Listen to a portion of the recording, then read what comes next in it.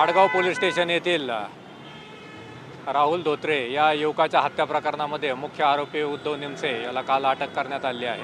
त्याला आज आम्ही मान्य न्यायालयात हजर केलं आणि अटकेची कारणं आम्ही सविस्तरपणे नमूद केली।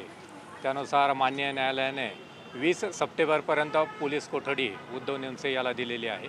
या प्रकरणामध्ये आतापर्यंत एकूण 14 आरोपी अटक झालेले आहेत। उर्वरित आरोपींचाही शोध सुरू आहे आणि सध्या या प्रकरणातील तपास प्रगतीपथावर आहे। उद्धव निमसेंचा तपास कसा लागला, काय कशी कारवाई केली आपण? उद्धव निमसे याने मान्य हायकोर्टामध्ये जामीन मिळण्यासाठी अर्ज दाखल केला होता, परंतु मान्य उच्च न्यायालय मुंबई यांनी त्याचा अर्ज फेटाळून लावला।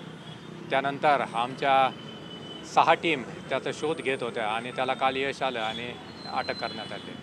कुठे गेले तर काही लोकेशन त्यांचं सापडलं? आमच्या टीम सुरुवातीपासून अगदी मध्य प्रदेशात आणि गुजरातमध्ये सुद्धा टीम गेल्या होत्या। या सर्व प्रयत्नांचा परिपाक म्हणून काल त्याला अटक करण्यात आली आहे। उद्धव निमसे स्वतः शरण आले असं सांगण्यात येते? नाही, काल पोलिसांनी जे प्रयत्न केले त्या प्रयत्नांना यश आलं आहे आणि त्याला अटक करण्यात आली। अजून किती आरोपी बाकी आहेत? अजून आत्तापर्यंत या प्रकरणामध्ये 14 आरोपींना अटक झाली आहे। अजून या प्रकरणामध्ये सुमारे 20 आरोपींना अटक करणे बाकी आहे।